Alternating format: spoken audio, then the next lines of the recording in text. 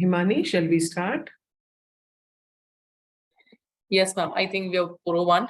Yeah. So good evening, everyone. And once again, welcome to yet another session of Commune. I'm sorry, I'm not keeping well, so I'll not turn on my camera for today. And you can all see our resource person already and set for the session already on screen, Ms. Sudha Ravi. Today, we're talking about language teaching the NCF way. So NCF has laid a lot of emphasis on language teaching. It could be any language. And as all of us are aware that all the subjects that we are teaching are in English. So it makes it even more important to make sure that the English language teaching and learning goes very effectively.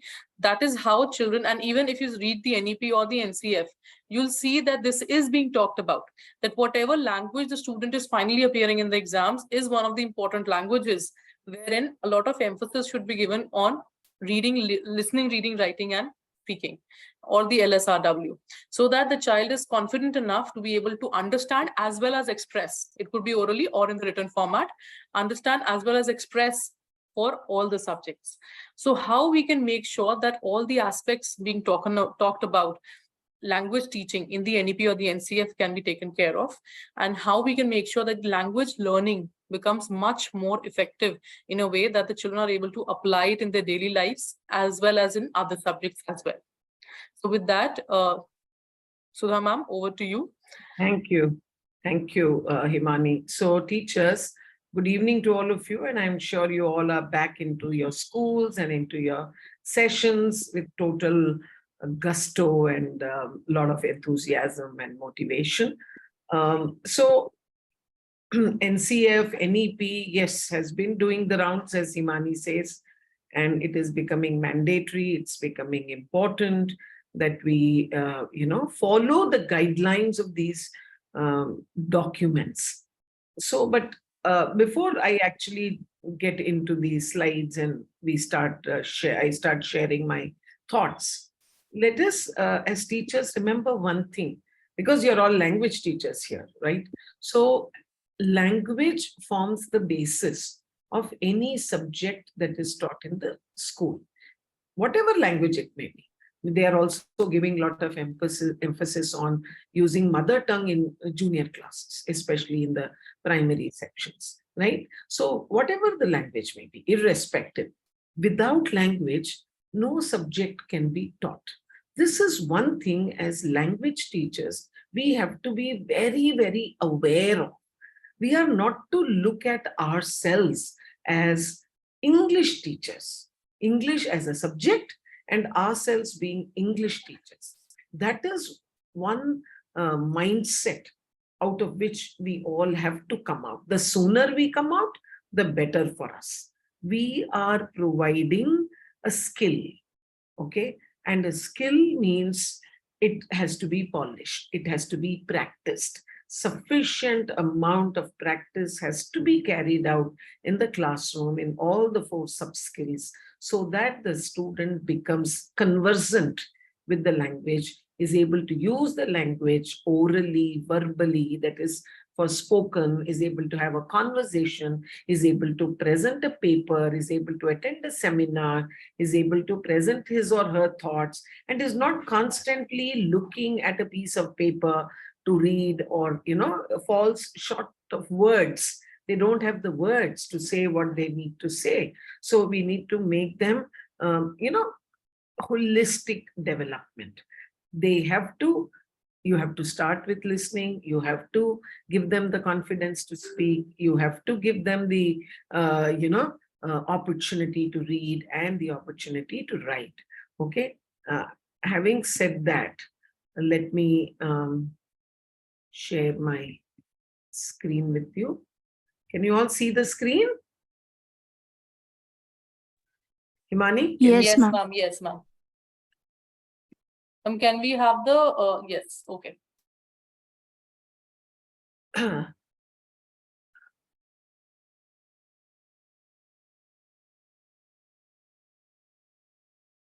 So, national education policy that was floated in the year 2019 envisions an India-centered education system that contributes directly to transforming our nation sustainably into an equitable and vibrant. Just a minute, Himan.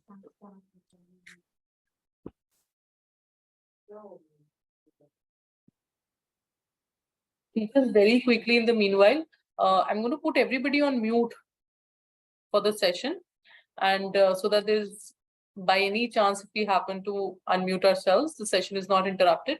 If you do have any questions or any queries or any doubts, please feel free to put it in the chat box. I'll take it up from there. And I hope you all take away a good learning from this session.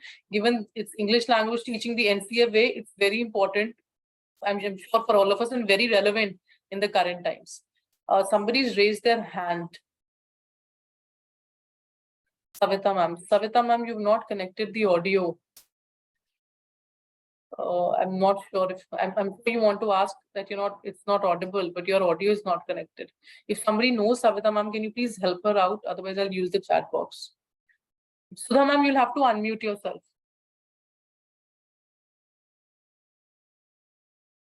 All right. Can you hear me now? Yes, ma'am. Yeah. So this is, I have not put this. These are the words of the National Education Policy. And see why I put this slide. It is not just to give you the jargon, but I want you to put, look at words like India-centered education system that contributes directly to transforming our nation sustainably into an equitable and vibrant. Okay, so India-centered, equitable and vibrant. Equitable in terms of equity, gender equity, inclusivity in terms of, caste, creed, today with the gender fluid kind of an approach. So everything equitable in all respects. Vibrant, it is not static in nature. It is not a set of points. It is not knowledge. It is not content. It is not 100 pages of content that you have to mug up. It has to be, it's dynamic. Knowledge is dynamic. Knowledge is growing. Every minute, we all are sitting here now for this 1 hour. Even at this point, somewhere in the world, some research is happening and something new is coming up. You see the new mobiles coming up, everything. It's so fluid and so dynamic. So nothing is static. And why India-centered education? For the simple reason, only when you learn to respect what we have as a nation, the huge, kind of knowledge in terms of the past, our history, our mythology, our the mathematical knowledge that we bring in. So let us not be too westernized. Every country, you go to Germany, they talk only about themselves. You go to UK, they talk only about themselves. So how long do we live under the shadow of, that legacy when we were under the British rule? So we have come out, it is 75, 76 years. So we need to have our own education system, which is more relevant and which will help us understand everything holistically. So that is the key, right? So the first thing that NEP talks about is actually reduction in curriculum, which means the volume, the quantum, okay? So core essentials, there are 4 elements to this. When you reduce the curriculum, there is something called as core essentials that you retain, okay? So you as a teacher, as policy makers, as people who are sitting and framing the syllabus, they are really deliberating, they are doing enough research and spending a lot of time on deciding what should be the quantum of concepts that at each level we need to teach. So that will decide what will be the curriculum. That will decide the syllabus. That will decide the books which will be written based on that syllabus, right? So the core essentials. So instead, it's not just say, okay, this book, class 4 English book has 10 lessons, so let me reduce it to 8. No, it's not done like that. It's not done in a random way. It is about, by the end of class 4, what should a child be able to do in the language? That forms the basis of the decision to decide how much to have in each class, okay? So critical thinking, interactive classrooms, and experiential learning. When it comes to language, we will try and focus on language. When we say experiential learning, we mean the child getting an opportunity in the class to listen, to speak, and not just, a transaction of a text from a book. Okay, this is the lesson we have to do. And in between, there are few questions at the end. So I will ask you a few questions. You will speak the answers. There is some speaking activity. I will just spend 10 minutes. No, not at all. That is not the format. You have to come out of that format. Okay. The lesson is only a tool to teach certain concepts, certain grammar concepts, maybe some spoken language concept, and some writing concept, some writing task, short writing, long writing, formal writing, informal writing, etc. So that is the focus of NEP. Now looking at NCF, what does the NCF say? The overarching objective of this NCF is to help in transforming the school education system as envisioned in NEP. So I will show you one particular slide, then it will be clear. NEP is at the top. If you can see my hand, NEP is at the top. Then from NEP emerges NCF. NCF has been written, or this document has been made ready after the NEP came out. That's why NCF came out later. I'm giving you all this little bit of intro so that you understand everything in perspective. I can just put slides and say this is how you have to teach. But as teachers, we need to have that background and we need to have that understanding. Okay, so NCF is culled out. NEP forms the base document, the master document, if I may use the term. Okay, from NEP comes out the NCF. NCF is the detailed document, and it is it is a manifestation of NEP. Okay, it aims to provide. See, anybody who is genuinely interested, you can download the NCF and start reading it. It's a very, very comprehensive document. So the vision for schools and why and what role individuals could play, as parents, community members, citizens of India. We all are citizens as well, right? So teachers, parents, what's the role, the collaboration, the cooperation, in Western countries, parents are involved, they volunteer, right? So that is a very good idea where parents collaborate. So when you start calling parents to school, they understand what is happening. They understand what the teacher goes through. They understand the challenges, okay? The vision thus is developing a society where everyone is equal, a vibrant knowledge society, right? So as envisioned in NEP, which I read out in the first slide, okay? So now what are the terms that are used in this document called the National Curriculum Framework? Knowledge. So what is knowledge? Knowledge answers the question, what? So any teacher, okay, I hope you people are making a note of all these things, because I really take trouble to break it into, small little bits and constituents, okay? So knowledge, what are we going to teach, okay? Capacity. So using that what capacities are we developing in the children? The how. Very, very important, teachers. Have we ever really thought that after being in an English medium school for years, why children are not able to still speak in English? Is it actually their fault? Especially if they are coming from homes where language is not really spoken, then the onus is actually on us as teachers, right? So the capacity that we are building. Now here, as language, what is the capacity? The capacity to listen to a lecture and call out. So you listen to somebody for 1 hour, then can you summarize that lecture? Can you make notes and say, okay, these were the main points addressed by Mrs. Sudha Ravi in today's webinar? Can we do that? Okay, this Sangeeta is raising her hand again. or it's a different person. I don't know. Ma'am, I think her audio is not connected. That is why. It's okay, ma'am. Okay. I'll take care of it. Okay, okay. Then values, morals, and ethics. You see, teaching and learning does not happen in silos. It is not compartmentalized. When I use the word silos, I hope you know the meaning. It is in tight vertical compartments. When we are teaching something, there is some life skill, there is some ethics that they are learning. Only when teaching is holistic, then will it be useful for them when they get out of the system.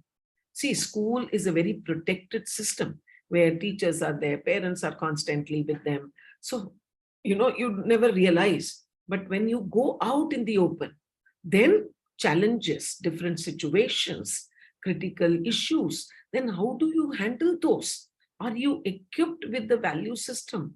Value system is not taught as a value education period, right? You have one, we have one value education period every week. No, it doesn't work. Okay.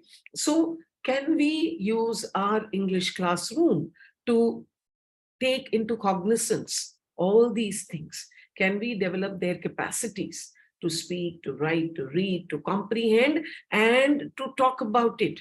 What did you read in this lesson? What is it that came out? What is it that you learned? Can we ask such questions to the students in the class? What is your biggest learning after, we have completed this lesson? What is it that you liked the most? What is it that you did not like? Which character appealed to you? So giving them opportunity, connecting it to morals, values, day to day, and finally disposition and behavior. So these are terms used in the NCF. Now see, this is what I was talking about: vision of society, NEP; vision of education, NEP; aims of education is NCF. So this comes down, it's kind of waters down. So NEP is the master document, out of which the NCF talks about the aims of school education, desirable values, everything is part of NCF, and curricular areas, cultural processes. Curricular is the, our, basically our syllabus, our books, what is the curriculum, what is going to be transacted, what kind of curriculum as a school. So curriculum is at a larger level, syllabus again is culled out of curriculum, okay? Curriculum is the broader term and syllabus comes out of the curriculum. Okay. So when we talk of, so these are the stages, I'm sure you're all aware, but I just put this slide to kind of, bring it back to our attention. So the foundation stage, the preparatory stage, the middle stage, and the secondary stage. Now, really, we have to look at it as coming down. Okay, I mean, yes, at one level going up from the age of 3, but in terms of understanding how the child progresses from foundation to preparatory. So there has to be a seamless integration. It cannot be something that happens at individual level. Oh, this was taught in class 1, so it is gone, forgotten. No, class 2 is an extension of class 1. Class 3 is an extension of 1 and 2. There are, when you go to senior classes, there are concepts that are taken up in class 9. If you look at a science or a math book, okay, these concepts again reappear in class 11 in a more detailed format. Now, if the child has not understood, let us say, polynomial theorem, which is introduced in class 9, the child, and it again comes as a very detailed topic in class 11 if you choose mathematics as one of your elective subjects. You had it. You'll have to go back to that class 9 book and do that foundation. Okay. So, and we all know, it's something, it's not rocket science. If the foundation that is laid is not good, the upper stories will keep shaking. No building is fine or great if the foundation is not great. So the foundation stage has been given a lot of emphasis, because if good foundation is laid, then, it just keeps going up and it's a smooth transition. The child has to feel happy coming to the school. That is why there is a lot of thrust on happy classrooms. How do we make our classrooms happy? How do we ensure that a happy child will learn? How do we ensure that our children are learning? See, that all children may not be the same, okay? You put the effort, you have a best, a really robust lesson plan, you have everything in place, still there would be 10% students. That's okay. That is a composition of classroom. Differentiation is the key, right? All human beings are not same. Two children in the same house are not same. So that differentiation is fine. But here, what we are talking about is a very conscious and an aware approach to teaching. So I have a little question here. I want you to put it in the chat box, your answers. You can choose more than one. Okay. What are your greatest challenges? That's why I've put challenges. Um, you can just look at the list. It has got 7 of it. So you can choose 2 of them and start typing in the chat box. And Himani, you can, if you don't mind, you can tell me what is appearing the most. Sure, ma'am. It will take just about 30 seconds, teachers. You just have to give the alphabet. I've kept the slide on. So just take 30 seconds and put it on. E and F. E and F, okay. I think F will be for most of the teachers. A. A, yeah. A and B, F, A, Ah, E, F, A, F, F, A, F, okay, okay, A, E, F, S, E. okay. So A is also appearing, right? Yes, ma'am. A, E, and F are my most popular. Most. Okay. So student engagement, essentially teachers, is the most challenging thing. I do understand. That's why I put pressure from school and pressure from parents. We will, if time permits, I will definitely talk about how to handle pressure from parents, especially.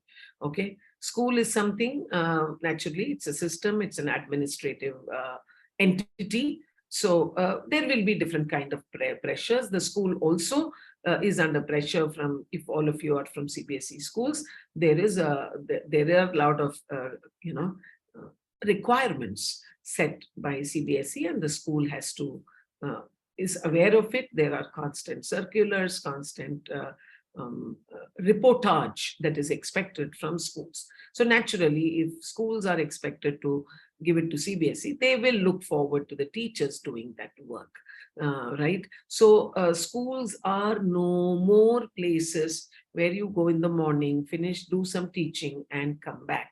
That was the kind of myth. It was a myth actually that people had about school and school jobs. It was, but no, it's not a job, it's a profession. It's a profession. Teaching is a profession. You have to take it up seriously. Don't take it up if you think you can't take up the challenge. I mean, it's like any other corporate job.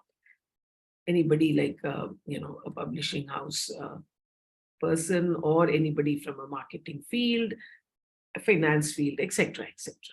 Now, so having said that, I mean, having set the expectation and having set the foundation, what is most important is, as teachers, we need to know what are the overall principles of pedagogy. Pedagogy means the methodology of teaching, okay? And pedagogy also includes the tools that you will use. Teaching is no more just chalk and talk, okay? So that will mean method of teaching. Pedagogy includes the understanding of the topic, accordingly looking at tools, accordingly deciding how you are going to come up with a strategy to teach that topic or concept in your classroom, so that children, there is maximum learning that happens, right? So that is pedagogy. So the basic premise is every child is capable of learning. Okay. As teachers, the day we come to this understanding, you will be very happy teachers. Okay. Children are natural learners. Learning is an active process that involves both understanding and doing. Children learn best when they are respected, valued, and involved in the learning process. So, keywords: respected, valued, and involved. In our own, stress, when we are under stress, we are a little irritated, we don't realize we do things or we say things to children which makes them feel very, very, upset. They feel they are not being respected. Respect is not something which only flows upwards. Let us be very clear. It's not that we have to only respect authority or people older to us. Your age people, peers, deserve respect. Somebody who is below you deserves respect. So age is not the factor. Age is not the criteria which is going to decide about respect. We have to respect that 4-year-old who comes into your classroom. Okay. If you are a pre-primary teacher, you have to respect that 4-year. Value their opinion, their thought, what spontaneously they tell you when they see something, when you show them something, when you ask them a question, what they say, please value it. Okay. There is a I was reading a research paper which showed result of a very, very simple activity. Teachers in a particular school, one was made as the, group where teachers were given this task of asking a question in the class. One set of teachers were told, wait for 15 seconds for the response. The others were told 30 seconds. And there was a, what they call as the experiment group, which was told that you do what you do. You give a question and you start asking answers. No need to give time. But there were these two groups where it was very categorically told that keep a stopwatch and wait for 15 seconds. Ask a question, wait for 15 seconds, and then start taking responses. You know what? This group, the target group, which worked, where 30 seconds was kept as the target time, the teachers got really excellent results. Okay. This is mentioned somewhere in NCF. May not be mentioned in bold, but I am telling you, the respect that you need to value. What is respect and value? This is what it is. Nothing big, nothing, big rocket that you have to do. Shoot a question, wait for 15 to 30 seconds. Let the children give that much time for the question to seep in and think. And then let them start giving response. This is something you can straight away start doing from Monday, and you will see the difference. Okay. So valued, involved. It is not a one-way street. It is a two-way street. Okay. It is teaching, learning. Rather, learning. Teaching can go out of the window. You are learning, they are learning. Co-learning. Okay. Every day, I'm sure when you come out of the school, there is something that has struck you that day. A question from a child, an observation, a thought, an answer given by a child. Okay. So that is important, right? And then children learn in variety of ways. Making something, discussing, listening, speaking. See, listening, speaking, reading, writing. Teachers, this will keep coming back. So any text, any lesson in the book is a tool in your hands to teach them these 4 skills. Convert a passage of it into listening. I'm sure, I know Madhuban gives you e-content. Okay. Use that. Use that. Make them listen. Play that content. You don't have to read. Play the audio. Let them listen. Ask, convert it into multiple activities, a worksheet, words. You can have one objective for one listening. You can say, pick all the words with this, which started with this sound. So they will start paying attention to the sounds. Pick all the, tell me how many words were there which started with the sound j or g or th or th, the. So you can have that kind of a simple activity. Then listening and having a fill up activity, listening and having a right or wrong activity, multiple choice. So every day, can you spend 5 to 7 minutes on listening? When they are listening, they are just not listening for that question. Inadvertently, lot of content is going into their head. It is going and sitting in their subconscious mind. It could be a story where some moral is coming out. Okay, so go back to that slide where I talked about ethics and values. So every day you spend 5 to 7 minutes, and within a month, I can bet that your children will be different. I am doing it with adults here in Chennai. I teach in a teacher training college here, and I'm doing this with my trainees. They are all getting ready to become teachers. Okay, and this is the first thing I do. And now, after 3 months, if I don't send them a listening through WhatsApp, they start asking me, ma'am, we haven't received any listening clip. Their vocabulary has improved. They are able to understand things. It has helped them in comprehending what they are reading. So listening don't say that, oh, I teach class 10, where is the time? No, dear, you do have time. Don't sit and explain every sentence of that lesson in the textbook. Just play it, play the audio, let them listen. Then have us convert that the next part of the lesson into a speaking activity. Ask them questions, give them time, prepare thinking questions. Why do you think this happened? What else could have happened? If it's a story, what else could have happened? How could this character have behaved? And then reading. You do love, I have done reading. Many of you were there. You know how reading has to be done in the class. Then take them to writing. You will find there will be a world of difference by the time they reach writing. Okay.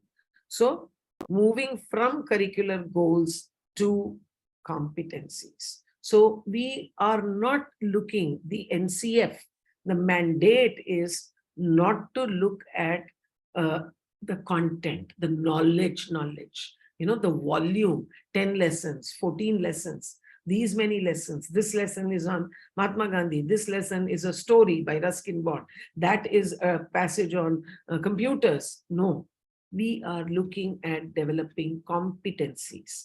Okay, competency. Listening is a competency. Reading is a competency. Speaking, writing. Okay. So when we say language learning, we are talking of learning objectives. See, curriculum is at the top, if you can see, out of which emerge learning objectives leading to learning outcome. So for every lesson, your lesson plan has to very categorically and very clearly put down. You have to put down what is the learning objective. What listening your children will be able to do after you finish that particular lesson. What is it they will be empowered with? They will know all the shun words. Okay. They will be able to, or they can do this. You can have can statements. You can tell the students, please write down, I can do this. After every lesson, if you tell them, I can read. So imagine how empowered the child feels. This is what is expected of us teachers. The learning objective that you put down has to become an outcome. Outcome means what? What the child reproduces. If the child is not able to read, what use it is? You stand there and keep reading. That is not what is expected, no? It has to translate into the child being able to read fluently, flawlessly, with the correct pronunciation, the correct intonation. Unless and until that happens, there's no point, right? So language is a set of skills. We've been talking about it, these four, okay? What is the NCF way? NCF way is integrating skills. Okay. Integrating first, as English language teachers, we have to integrate the four skills, one leading to the other. Your warm-up, for example, before you start a lesson, could be a listening activity, where they listen. You start from very small. You pick up 10 words from that particular lesson, okay? If it is a story, look for words which are unique, which they haven't listened earlier, which are very specific to that lesson. Record it in your own voice and just play it in the class, okay? Or if you have the e-content, play a part of the lesson. Say 1 minute. At that point, stop. For that 1 minute content that you have played, have simple statements, true, false. So first do that. Every day, start with some listening. Then, based on that, either you can do speaking or you can straight away move to reading also, because you need to move with the lesson. So the same thing which I have shared earlier, loud reading, then students reading aloud, so that you are convinced that they know the pronunciation. So that when they do silent reading, they exactly in their head are pronouncing the word the way it has to be pronounced. Even as adults, many people make so many mistakes. It is so very, glaring. I'm not finding fault with them, but somewhere they have missed the bus. Somewhere nobody taught them. So they lost interest. They just picked up language enough for them for work reasons. Okay. But so no point telling them they don't know the language. They can't speak. Okay. Only when they listen. How can you speak without listening? It's so basic. And as language teachers, if we are not doing this in the classroom, it's criminal. Our students have to be exposed to, they will really thank you. They'll be grateful to you. I'm telling you, I'm handling adult learners, some of them 40-year-olds, some of them who are making a transition. They have left their, technical jobs, software jobs, and are getting ready to become teachers. It's a big institutional group which runs its own teacher training institute. And I'm dealing with their communication paper. And last year, I did 2 semesters. It was a big hit. So this year, I'm doing all the 3 semesters with them. And the reason it was a hit, because it was this. So with adult learners, I'm doing exactly what that's why I'm so passionate when I talk also, you'll find that. The reason is I do all this. I don't talk, I'm not talking through my hat.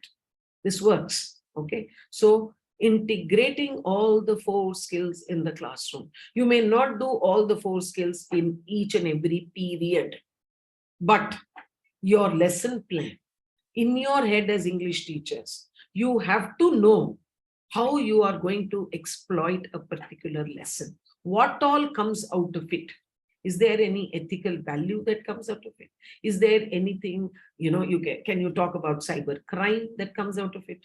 Can you talk about character, how we should behave? Is it a story? So integrating is very, very important. And that's why in the next point I've said social and emotional skills. Okay, you have to integrate it somewhere, bring in what is happening, how that story, is it relevant in today's times? Do they find such characters today? Have they come across such people? Have they come across such situations? How do they deal with it? What emotion gets kindled when you read? So all this can be done through speaking and writing. So when you take up these kind of questions in the classroom, give them time to think. and answer. Then using language to express oneself with clarity and precision. What is it that you like in a speaker? Why do you get glued to a speaker? These two things, clarity and precision. You go and you sit for a lecture, many times you just keep fiddling your thumb, or you're waiting, you can't get up, so you're waiting for the lecture to get over, but you have simply shut yourself up mentally. Mentally, actually, you're not present there, you're doing something else, right? Why? Because the speaker lacks clarity and precision. So don't you want your children to become individuals who can express themselves with clarity and precision? Not teaching in silos, very, very important. You cannot teach things in compartments, okay? Now, when we talk of skills, we are talking of these skills: problem solving, initiative and self-direction, which means leadership quality, curiosity development. See, if you teach them a story, if you know the way you take up a story in the classroom written by Ruskin Bond should make them ask you, ma'am, can you tell me, what are the other books written by Ruskin Bond? Is there a collection of his short stories? Is it available in the library? Has ever any child come and asked? Can we create that, kindle that curiosity in the child? Effective communication, I've been talking about it. Creativity, can they go beyond the text? If I was in Ruskin Bond's place, how would I have written this story? How would I have expanded it? Okay, you can give simply a word. I mean, yesterday I did an activity with these teachers where I just gave them words. You know what kind of words? Some of you may wonder how people can write or talk about these.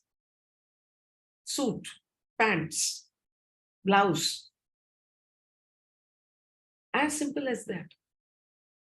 Pair of scissors. Can you expand? Any person who has just enough language will say, suit is a garment which is worn both by men and women. There are two-piece suit, there are three-piece suit. End of matter. And then they look here and there. They don't know what else to say. But if you give me the topic, I can talk about it for 5 minutes. The point I'm trying to make is the ability, anybody who says he has been a language student or a language teacher should be able to do all this. Do you give activities which are collaborative in nature? Pair work, group work. Okay, you've done Ruskin Bond. Okay, tomorrow, all of you, I give you 2 days time. When you come back to class, do research and come back to me with what are the other books by Ruskin Bond, which is the book you would like to read. So can we have a class library? See, don't think only teaching a lesson is the way for them to learn. Learning is happening with us or without us. Please let us understand this very clearly. The teacher is only a catalyst. Learning doesn't stop anyway. So can we have a library in the class? So collaboration, talking about it, thinking, point of view, my point of view, your point of view, agreement, disagreement. These are nothing but language functions. And this is what they are doing all the time in their jobs. Isn't it? They are in a meeting, they are in a huddle, they are sitting and talking with their team leads. Team lead says something, they have to agree, disagree. Some of them who can't express just sit quite dumb. Nobody is bothered then. They just get left behind. If they are good in their work, they will be given some writing work, write the software and get going. So all these things have to be taken up in the language classroom. You have to think, okay, can I give an activity as far as this lesson is concerned? Can I do something which will bring out their problem-solving ability? Okay, if it is a mystery story, then it's a problem, right? So how the protagonist in the story dealt with it? How can these students, how will they deal with it? Okay, doing role plays, those kind of things bring out the problem-solving quality. So you don't have to do again all the skills with one lesson. So when you are empowered with these things, start using them. Okay, we have to move from, so what happens? See, just think very, very logically, teachers. Okay, let us say they have become competent speakers. So what is happening? Speaking is a competency. From that competency, they are moving, you get the learning outcome. They show it. The outcome is seen when they are able to stand in the class, come to the front of the class, make eye contact, have the right body language. They are not, squirming. They are not kind of feeling under stress. They are able to look straight into the eyes of the other classmates, stand there and talk. Some of them may be teasing them, but they are not bothered. So these are the skills I'm talking about. That is holistic development. Not only coming to the front of the class, but having that confidence, having the right body language, making eye contact, being able to talk on a given topic for a few minutes at least, coherently, cohesively, fluently,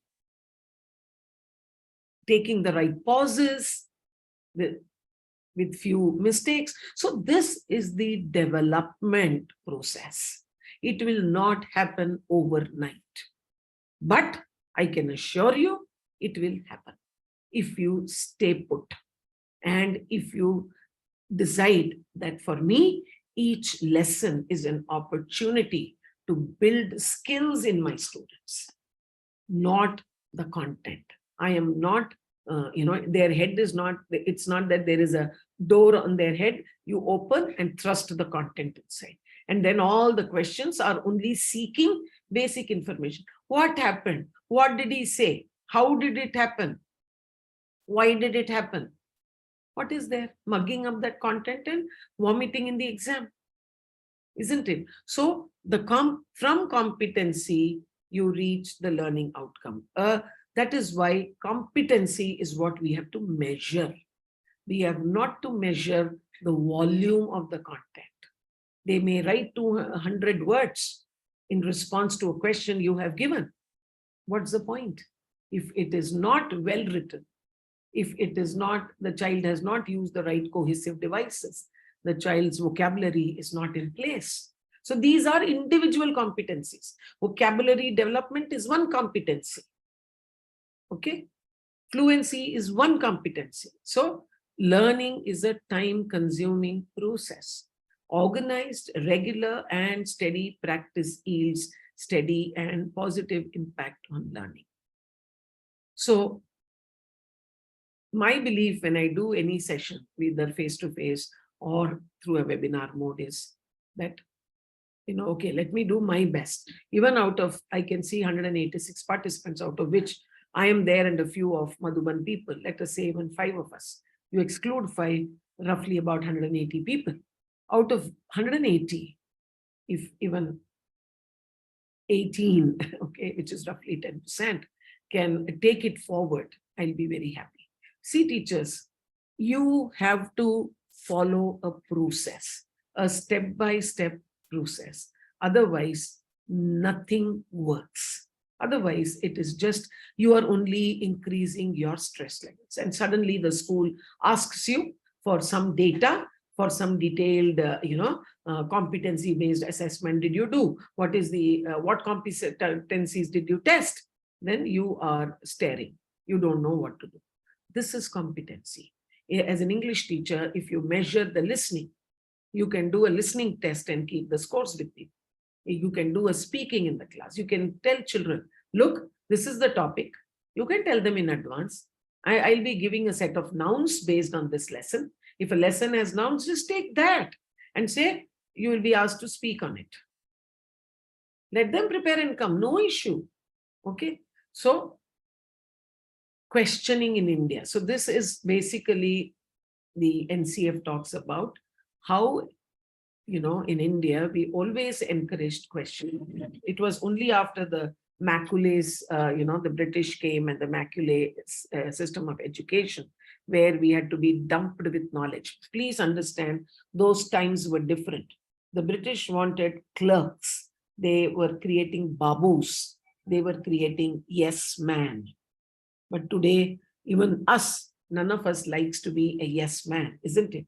You want to have answers. So the questioning part, is very, very important. This is just a little bit from NCF, where they talk about how Nachiketa, that little boy, had the guts, had the courage to ask even the god of death about what happens. Is there life after death, or is death the end?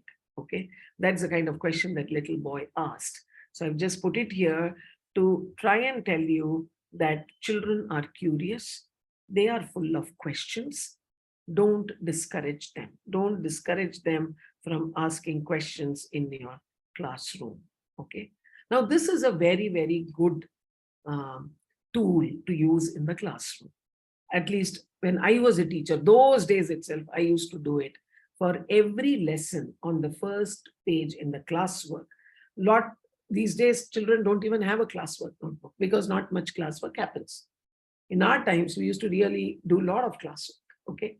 So now lesson 1. Okay. So page 1 in the classwork notebook, lesson 1 will have this table. Know what I know about the topic. Okay. So before you start, and naturally you have your warm up and then you put up the topic, ask them to take 30 seconds and fill this first column. See, all these are things which will help them start writing. Children these days don't write. Each of these things, teachers, will have a lot of value. Please understand. Then the moment they see the topic, want to know what I want to know about the topic. Let them put down 1 thing, 2 things, anything. This is not for you to just ensure they are writing. Just go around and see whether they are writing. And then at the end, the last column has to be filled after the lesson is done. It's called the KWL chart. You don't have to do anything. You have to just put the template on the board. If your school has enough money and is okay with it, just take copies of this and give it to them, tear it and give it to them, ask them to stick it before every lesson. Okay. But I would prefer if children write. Today, children's handwriting is going bad. Teachers keep asking me, what should we do to make them write? Please do this. Do this. So when they come into the class and there is a topic, what I already know sets the tone. There is an expectation. There is a kindling. What I want to know is the curiosity part. Okay. Then this is the next version. Okay. If you have practiced that for 6 months, just do the KWL. Then this is KWLS. What I want to know, what I know, what I want to know, where I learned about the topic, my source. It could be the teacher, it could be the internet, it could be some friend of their dad who came home and who told them about aeroplanes. So they learned, okay? And what I learned, total from the class, everything, what they learned. See, think about these things very, very dispassionately, honestly for yourself. How would this transform your classroom? And let us not think, teachers, that these are time consuming. No. The day you get out of the system of standing in front of the children and reading page by page and explaining word by word, you can do all this. You don't have to explain a lesson word by word. That's the worst that an English teacher can do. Read multiple times. You read 2-3 times. Ask them to read aloud 2-3 times. Then ask them to read silently. They will get it. You have to start doing those experiments in the classroom. At least for every term, if you are very afraid and scared to experiment, do with 1 lesson. Do activities like this, the total recall activity. Okay. You have a set of words. Okay. Show it to them. Then take the slide away or rub it. If you have written it on the board, if it is something on the whiteboard, smart board, show it to them, remove it, ask them to recall. Simple Bloom's taxonomy, lowest of the triangle, but very important. From the point of view of when they recall, ask them to write. What is happening? Recalling, spelling, writing. They get the spelling, then you put down the spelling of all the words. Ask them to self-correct. How many did you get correct? How many? All 5 minutes. See, when you keep them engaged, many of you said no student engagement in that slide. They will not trouble you. There will be no classroom management issues because you have done sufficient planning and you are prepared. Okay, so you remember there was a slide on social and emotional. I'm connecting it here. Okay, social and emotional learning is very important. I told you values, ethics, behavior, right? So when you do activities like this is what happens. They become self-aware. What I know, you remember the just now the KWL chart. So awareness about themselves, managing themselves, their emotions, what they talk, how they talk. Okay, responsible decision making. When you give them collaborative activities, when you tell them that you take a decision, I will respect that decision. So they learn decision making. Okay, then relationship skills. When you are doing things where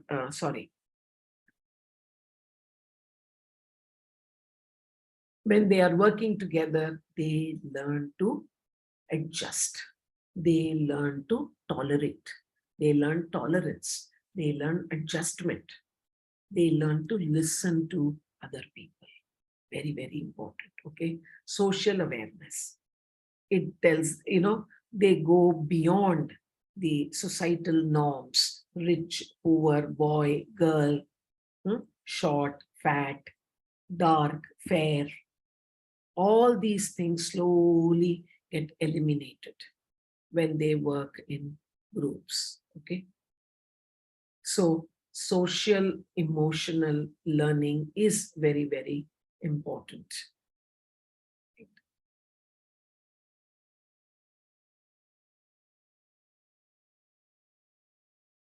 So what is competency-based education and assessment? I was talking about competencies, okay?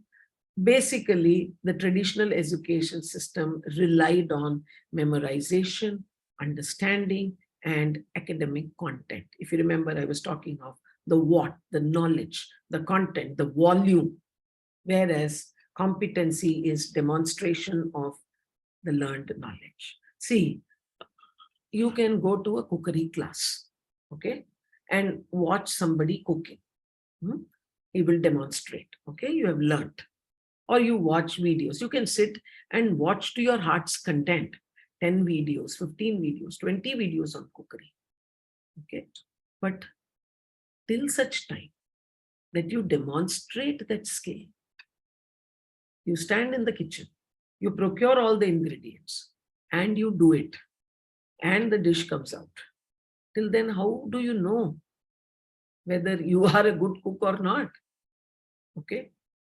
When making a cup of tea is not easy. I seldom like tea made by many people. I don't like. There is a certain way to make a cup of tea, and it's not easy. Okay. I'm sure Himani will agree with me. She's sitting in the belt where tea is taken the most. Okay. So mindset, the fixed mindset versus the growth mindset. If you continue sitting in the fixed mindset space and say, no, it's okay, I have been teaching for so many years, or do things for the sake of doing, because school is asking, CBSE is asking, I have to fill this format, I have to do it. Even then, in my opinion, you are in the fixed mindset space. A person with a growth mindset is someone who is willing to experiment, who is willing to try out, who is willing to take that effort and walk that extra mile. Only then will you be able to develop competencies among your student. Ultimately, competency is what will help you. Knowledge will not. If I sit at home and in the virtual medium learn to drive a car, till I actually go out, take my car and get out on the road, I can't actually know whether I can drive, isn't it? So competency is the demonstration of the knowledge. Now, if you want them to demonstrate the knowledge, you have to use techniques, which I told you, for listening, for speaking, tools and techniques. Okay. Role play is a tool. Role play is a technique, sorry. So there are techniques, there are tools. You use a combination of technique and tools and help them develop their competency. So why? Because competency-based learning is lifelong. Those of us who have picked the language, all of you sitting here in this webinar today are English teachers. You are lifelong users of the language, isn't it? It's become a part of your system. So don't you want your students to become like that? It is empowering and inclusive culture of learning. See, learning has to become the focus. Teaching cannot become the focus. The day you start thinking, how will my children learn? What do I need to do for them to learn? The moment you ask the question, how my children will learn, will give you strategies. Will tell you, oh, if I do this, my children will learn. If I try out this method in the class, my children will. Okay. So then from that will emerge, what do I need to do? I need to plan. I need to plan activities. I need to do this. They will learn the lesson, the content of the lesson in the process. The content is not the be all and end all. Answering one question, why did this, why did the dog drink the milk, or why did the cat do this? What are you getting out of it when they write the answer to that? What do you come to know? Except the fact that they have memorized the answer. Apart from that, do you come to know anything about the language? Think about it seriously, right? Then pedagogical principles aligned to meet the needs. That's what I said, the pedagogical principles. What strategy you use. Is that strategy suitable for the age group? That's also important. No, you can't use something that is correct for class 9 with class 3. Transparency with clear and explicit expectation. When you embark on the journey of competency-based education and you start looking at everything as a competency, then there is a lot of clarity. Then you can tell your children also, look, this is what is expected. This is the kind of exercise I'll be doing. So as I said a little while ago, I've put down a list here of tools and techniques. So as I said, question, observation, rating scale, all these are tools. And activities like quiz, competition, project, debate, role play, assignment, everything, club activity, group discussion comes under technique.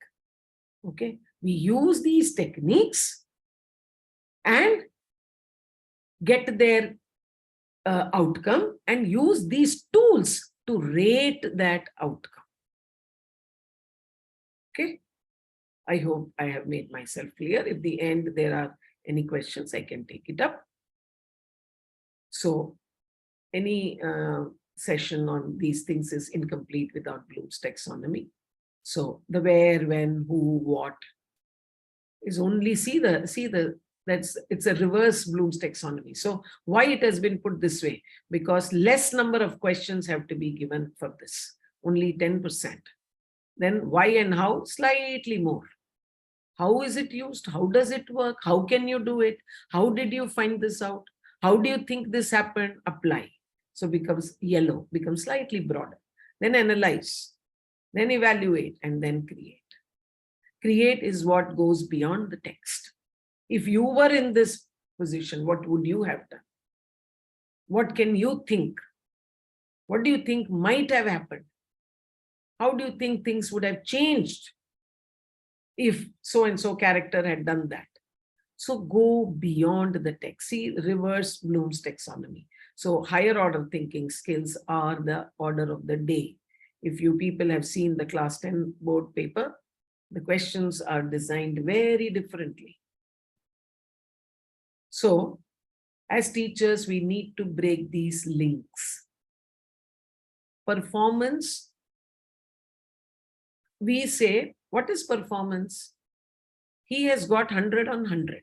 So he is a good performer. We say he is competent.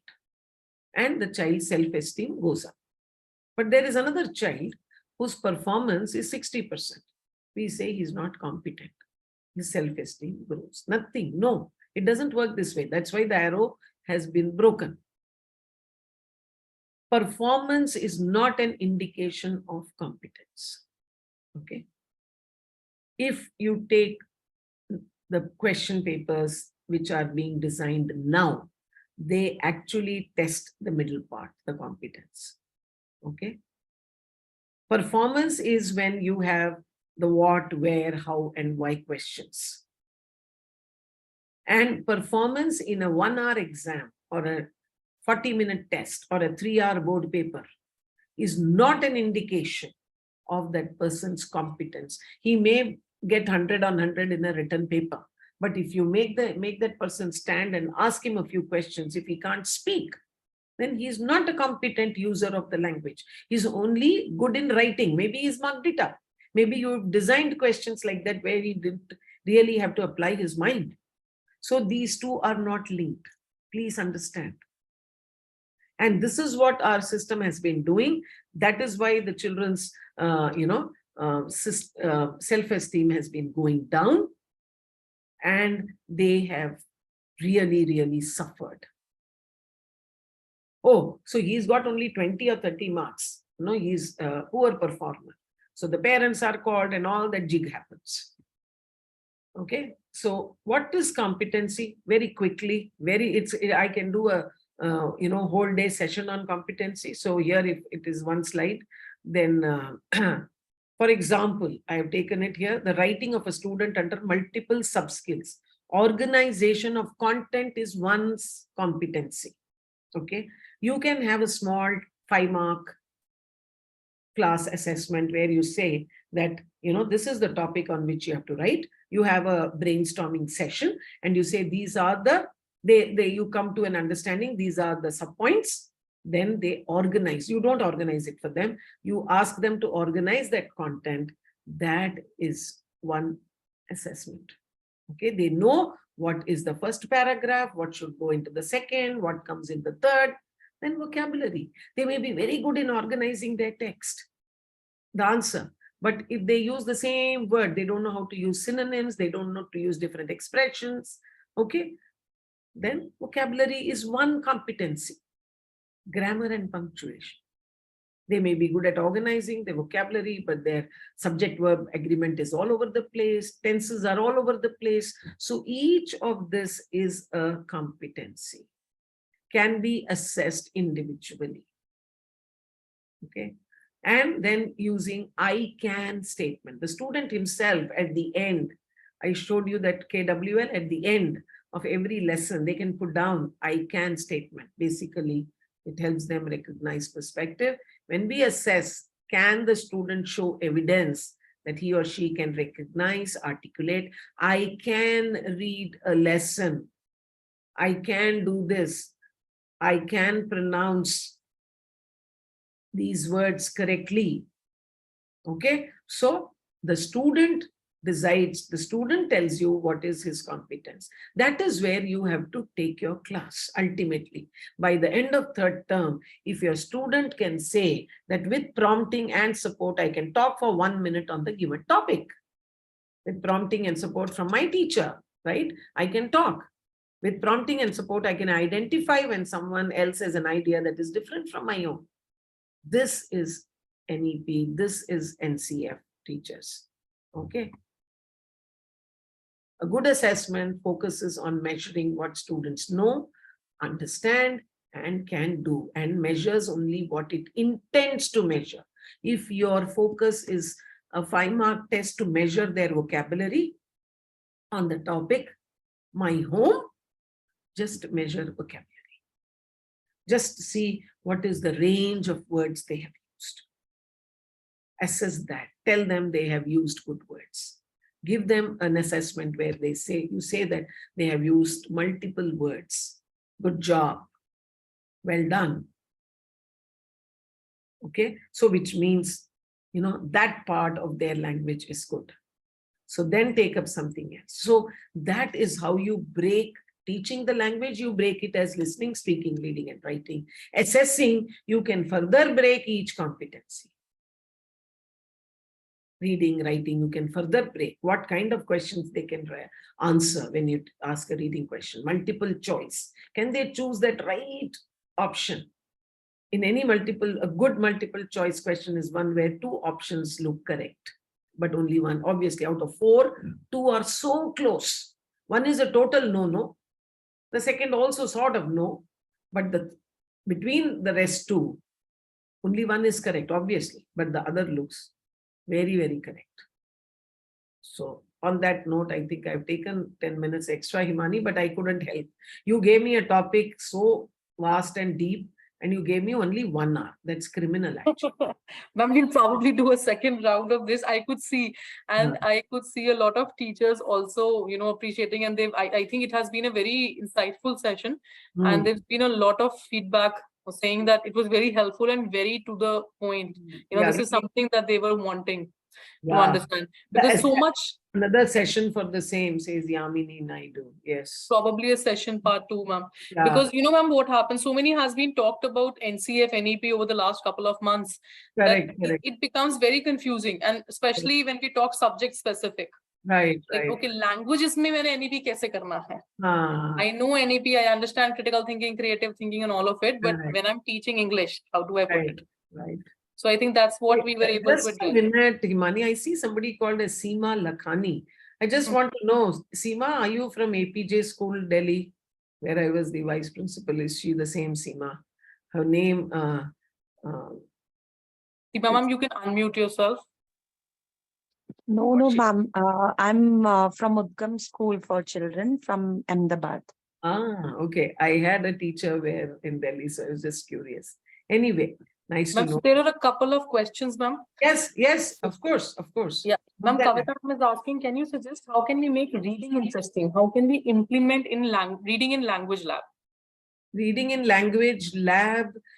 See, one way is if your language lab has, language lab is basically used for listening and speaking. But if you have a screen there, then as I said, use the material, use the textbook for developing reading. And we did 2 sessions on reading where we talked about how to teach reading, So you have to follow that methodology where you first ask them to read without, nobody has read. It's called cold reading, where they read first.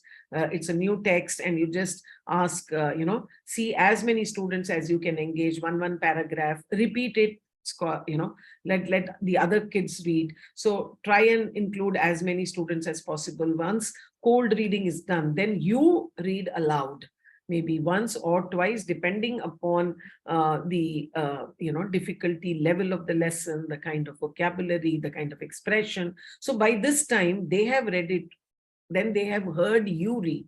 When you read, make sure that you're reading it with correct intonation, stopping at the right place, the right kind of voice modulation. As a teacher, you do very, very important. Teachers, you should read at home the lesson first and then come to the classroom. You should read it aloud. Don't take anything for granted, okay? Even at my age, okay, I've done so many sessions, I even forget. Maybe more than 100 I've been involved with CBSE, but then for me, every session is a new session. I prepare a new PPT, okay? That is the kind of spirit, and that's the kind of commitment you need to have. So you read first, be prepared, ensure that you know all the spellings, all the pronunciation of each of the words. It's fine, we all make mistakes, but when we are prepared, we make less mistakes. So it's good to be well prepared. It's good to run through the lesson once, read it aloud, then read it in the class, maybe 2 times, and then ask them to do silent reading. When a text is read so many times, obviously understanding starts happening. Kavita Sarjeet, can you suggest how to conduct language club activities? So you can have role plays, you can have a little bit of theater happening, you can assign them roles, theater activities, then, poetry recitation, poem recitation can happen so that that can bring out, you can have, those days we used to have something called as declamation, where actually the text is given to them. A poem or a text is given, they have to prepare and come and read. That could be a club activity. Okay, then you could have a poem and then they have to translate it into art. Ask them to draw it, ask them to express it any which way through paper cutting, so that there obviously art integration is happening. Okay, cold reading technique for selected content in my class and I found it's helping. Great, Deepthi. Yes, agreed that one needs to be prepared before every class. Thank you, Yamini, for. Yes, ma'am. So, ma'am, there's another question, but probably I'll take that up. There was Salima, ma'am, how far other publication books benefit students linking up with NCRT flow of portions and concepts? So any publisher, as a publisher I speak, any publisher, even Madhuban for that matter, when we prepare books, so our point of reference is always the guidelines given in the NCF, which is the same that NCRT uses. The only difference normally that you will see in the books is that NCRT gives you just those topics. It will give you that outline of the content, while a publisher will give you that that in more detail, more activity based, that you can use in the classroom as such. With NCRT flow of portions, and NCRT will give you, like you said, only the flow of portions and concepts, while a private publisher book gives you exact what you should do, what you could do in the class. You're always free to add or delete a few things, but the flow of NCRT or any publisher is the same. The reference point is always NCF. Yeah, they have to keep that. All publishers do that. That forms the basis and they build the content around it. Any other question? So I think we've answered, and we have a lot of, ma'am, please suggest techniques for class 1 to develop LSRW skills. That's easy, dear. So LSRW at class 1, lot of listening. So let us say take 100. Okay, out of 100 you have to spend 40% on listening. Okay, then about 30% on listening, and then say about 35% on speaking. That makes it 65, and then reading, and then writing. Writing should be only drawing lines or coloring, basically getting a grip over their fine motor skills. Okay, lot of time, even in, you may say this is nursery. No, in class 1 also, don't leave out listening. Don't leave out listening. Once they start doing, when they listen, they speak, then reading, writing becomes easy. How can we develop our language? Can you suggest some ideas to improve the language? The best thing for teachers is, teachers, please read. Please read. Listen to podcasts. Listen to some very good podcasts on even Spotify. Okay, there are interesting podcasts where there is that Sudipto, I think, one gentleman using the Mahabharata. So if you're okay, just from a perspective of listening, then there are nice meditations by Deepak Chopra where he talks and then he makes you meditate. So you are achieving two things. You're listening. These are the people who have excellent intonation. Their pronunciation is excellent. So choose, just go to Spotify, and that's what I do when I walk in the evening. I put this on and then I'm listening. So anything that you like, listening and reading, teachers. Read on the internet, read on the mobile, have Kindle books, feedback form for filling the participation. Janaki Rani wants feedback form, Imani. So I think we are sort of done, right? Hello, Himani. Hello. Yeah. So people want feedback form. So if questions are done, may I leave? Pressure from parents. Yes. See, parents have to become collaborators. Parents have to be sounded. Parents have to be told. You have to share. Schools don't share things with parents. Parents, share as much as you can. Okay. Call them. Let them know what is the methodology. Let them know. See, they have teachers themselves are still groping in the dark when it, as Himani just now said, about NCF and NEP, etc. So what about parents? They are only seeing these words and these little bit tidbits here and there in the newspaper or on the internet. Call them, have a session. Good schools do that. They, in the beginning of the session, they split parents into, class 6 parents, class 7 parents. Do 1 hour session. I mean, I, as vice principal of a school in Delhi, we have done that. Of course, I mean, we used to work for that on second Saturdays, but these are the things, that is that extra mile that you have to walk.